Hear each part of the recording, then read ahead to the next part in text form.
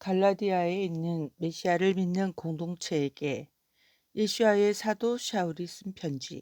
갈라디아서 1장.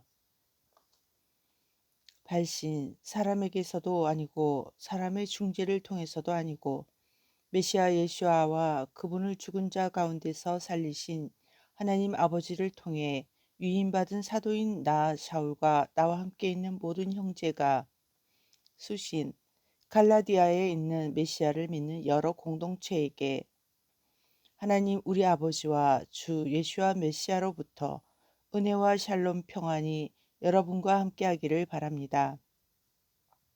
그분께서 하나님 우리 아버지의 뜻에 따라 우리를 지금의 악한 세상에서 구하시려고 우리 죄들을 위해 자신을 내어주셨습니다. 그분께 영원 무궁토록 영광이 있기를 바랍니다. 아멘. 나는 여러분이 메시아의 은혜로 여러분을 부른 내게서 그렇게 빨리 돌아서서 다른 복음을 따르는 것에 너무 놀랐습니다. 그것은 절대로 복음이 아닙니다. 지금 벌어지고 있는 상황은 어떤 사람들이 여러분을 혼란스럽게 해서 메시아의 진짜 복음을 변질시키려고 하는 것입니다. 그러나 우리는 물론이고 하늘에서 온 천사라도 우리가 여러분에게 전한 복음과 소위 다른 복음을 전한다면 그는 영원히 저주를 받아야 합니다. 우리가 전에도 말한 바 있지만 다시 한번 말합니다. 만일 누구든지 여러분이 받은 것과 다른 복음을 전하면 그는 영원히 저주를 받아 마땅합니다. 내가 사람들의 인정을 받으려는 것처럼 보입니까? 아닙니다. 나는 하나님의 인정을 원합니다. 또 내가 사람의 비유를 맞추려는 것이겠습니까? 내가 여전히 그렇게 하고 있다면 나는 메시아의 종이 아닐 것입니다. 형제 여러분, 내가 또한 여러분에게 분명히 말하는데 내가 선포한 복음은 사람에게서 나온 것이 아닙니다. 나는 그것을 다른 사람에게서 받거나 배우지 않았습니다. 그것은 오직 메시아 예수와의 계시를 통해 온 것입니다. 여러분은 내가 전에 전통적 유대교에서 한 행실에 대해 들었을 것입니다. 나는 온 힘을 다해 하나님의 메시아를 믿는 공동체를 박해하고 없애려고 했습니다. 그리고 나는 내 동년배들보다 조상들이 물려준 전통에 무척 열성적이었고 전통적 유대교 안에서도 그들보다 훨씬 앞서 있었습니다. 그러나 내가 태어나기도 전에 나를 택하시고 은혜로 부르신 하나님께서 자기 아들을 이방인들에게 전하게 하시려고 내게 그분을 계시하셨을 때 나는 누구와도 의논하지 않았습니다.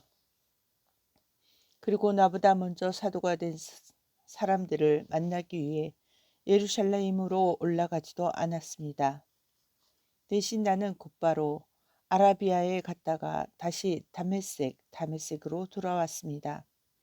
그로부터 3년 뒤에 케파 베드로를 만나려고 예루살렘에 올라가서 15일을 그와 함께 지냈습니다. 그러나 주님의 형제인 야고보를 제외하고 다른 사도들은 만나지 못했습니다. 내가 여러분에게 쓰고 있는 이것이 거짓이 아님을 하나님 앞에 맹세합니다. 그 뒤에 나는 시리아와 길리기아에 갔습니다. 그러나 유다에 있는 메시아를 믿는 공동체들은 내가 어떻게 생겼는지도 몰랐습니다. 그들은 다만 한때 우리를 박해했던 그 사람이 이전에 파괴하려던 믿음의 복음을 전한다라는 이야기만 들었습니다. 그리고 그들은 나로 인해 하나님께 영광을 돌렸습니다. 2장. 그로부터 14년 후 이번에는 디도를 데리고 바나바와 함께 다시 예루살렘에 올라갔습니다. 나는 계시의 순종에 올라갔고 이방인들에게 선포한 복음을 그들에게 설명했는데 공동체의 저명한 지도자들에게는 은밀히 전했습니다. 그것은 내가 지금 하는 일이나 이전에 한 일들이 헛수고가 되지 않게 하려는 것이었습니다. 그들은 나의 이방인 동료인 디도에게 브리트 밀라 할례를 강요하지 않았습니다. 사실 문제는 슬그머니 들어와서 형제인 척하는 어떤 사람들 때문에 일어났습니다. 그들은 우리를 노예로 삼기 위해 우리가 메시아 예수와 안에서 누리는 자유를 엿보려고 몰래 들어온 자들입니다. 그러나 우리는 복음의 진리가 여러분을 위해 지켜지도록 잠시도 그들에게 굴복하지 않았습니다. 더욱이 저명한 지도자라는 사람들도 내게 아무것도 더해준 것이 없습니다. 그들이 전에 어떤 사람들이었든지 내게는 아무 상관이 없습니다. 하나님께서는 외모로 사람을 판단하시지 않습니다. 오히려 그들은 케파 베드로가 할례자들을 위해 복음을 맡은 것처럼 내가 할례를 받지 않는 사람들을 위해 복음을 맡은 것을 알게 되었습니다. 케파 베드로를 할례자들의 사도로 삼기 위해 그 안에서 일하신 하나님께서 나를 이방인의 사도로 삼기 위해 내 안에서 일하고 계십니다. 그러므로 공동체의 기둥들로 인정받은 야곱, 야고보과 케파 베드로와 요한이 내게 주신 은혜를 인정하고 나와 바르나바 바나바에게 오른손을 내밀어 친교의 악수를 했습니다. 그래서 우리는 이방인들에게 가고 그들은 할례자들에게 가기로 했습니다. 다만 그들이 우리에게 가난한 자들을 기억해 달라고 부탁했는데 이것은 내가 힘써 해오던 일입니다. 더구나 나는 케파 베드로가 안디옥에 왔을 때 그가 명백하게 잘못한 일이 있어서 그를 공개적으로 책망했습니다. 야고보가 이끄는 공동체에서 어떤 사람들은 오기 전 케파 베드로는 믿는 이방인들과 식사를 하고 있었는데 그들이 오자 먹기를 그만두고 그 자리에서 물러났습니다. 이는 그가 믿는 이방인들이 할례를 받아야 한다고 주장하는 분파를 두려워했기 때문입니다. 다른 믿는 유대인들과 그와 함께 위선자들이 되었고 심지어 바나바도 그들을 위해 위선에 휩쓸렸습니다. 나는 그들이 복음의 진리를 따라 고든 길로 행하지 않는 것을 보고 모든 사람 앞에서 케파 베드로에게 말했습니다.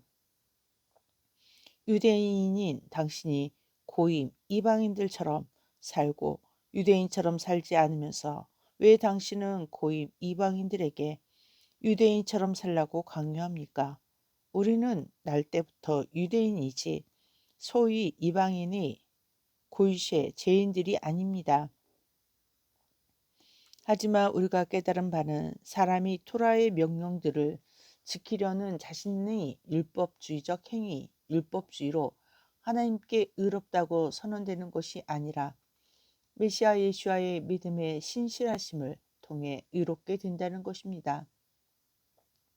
그러므로 우리도 메시아 예수와를 믿고 그분께 신실한 것은 우리가 토라의 명령들을 지키는 율법주의적 행위, 율법주의가 아니라 메시아에 신뢰할 수 있는 신실하심으로 의롭다 선언을 받으려는 것입니다.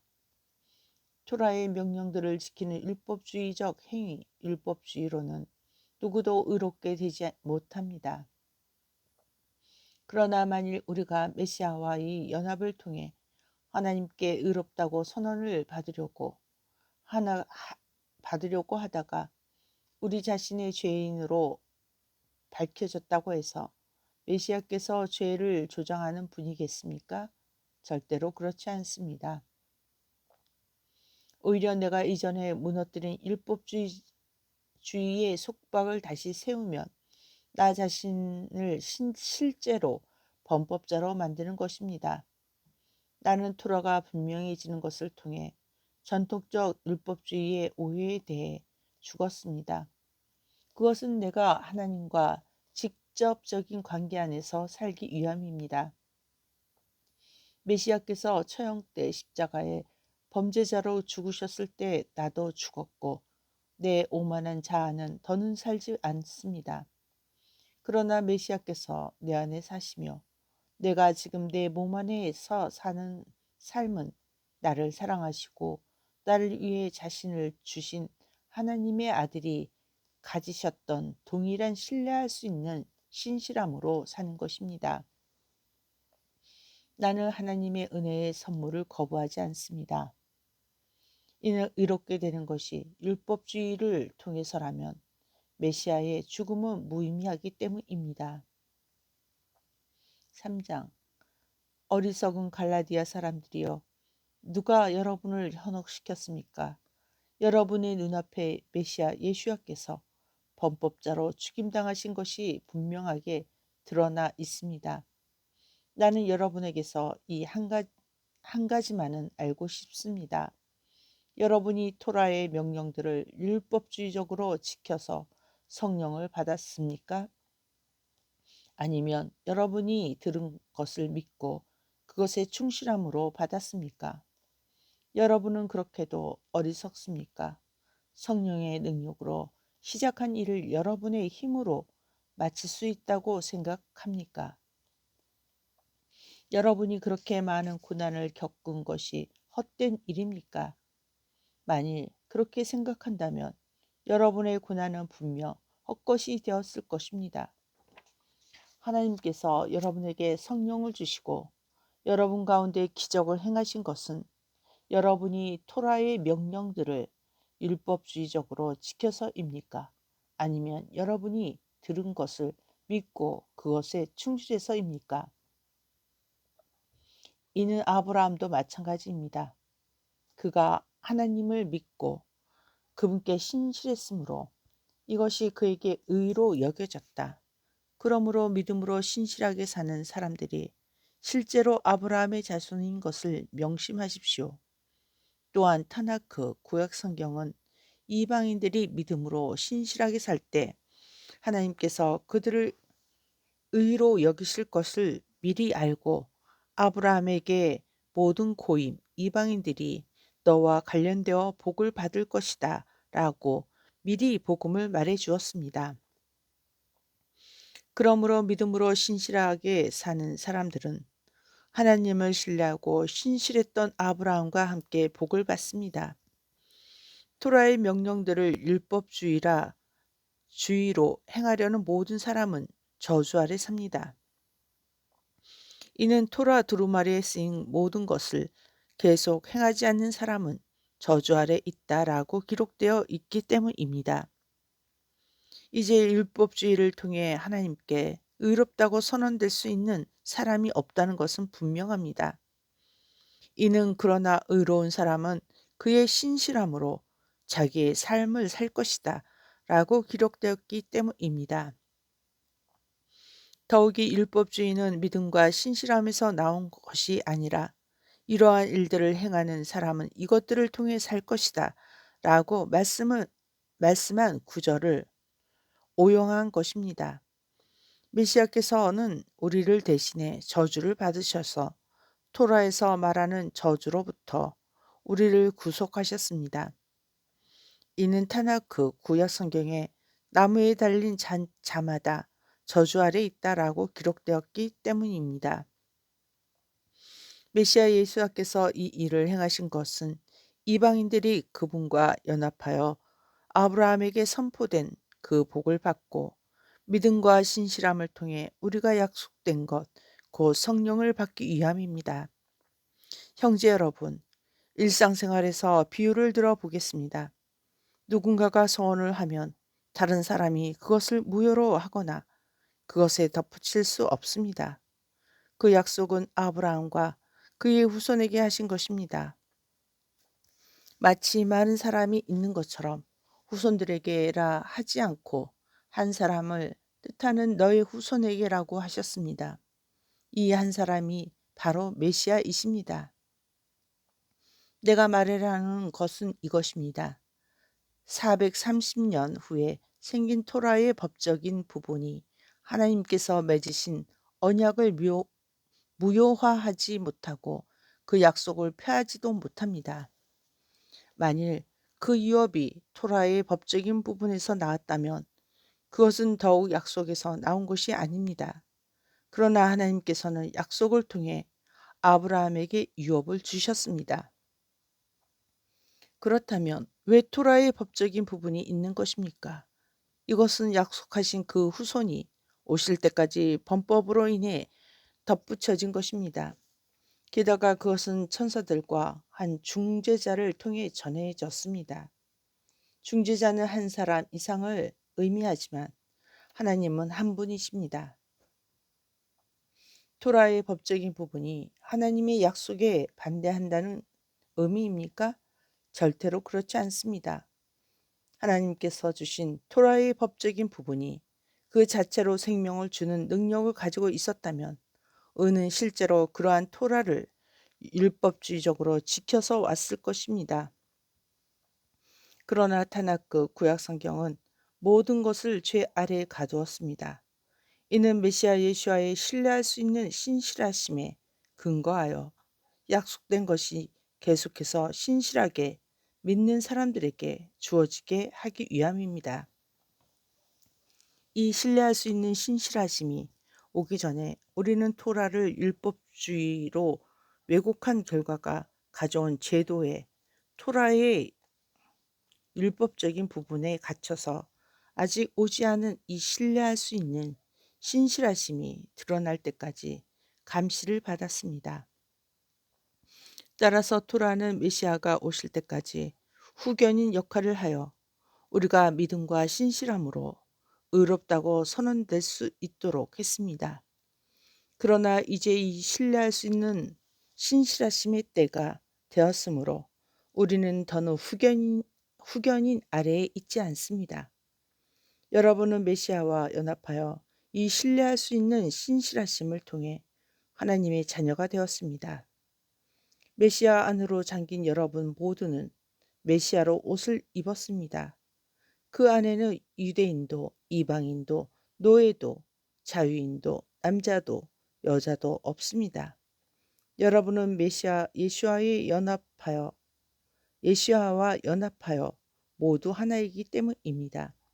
또한 여러분이 메시아께 속했으면 아브라함의 후손이고 약속에 따른 상속자입니다.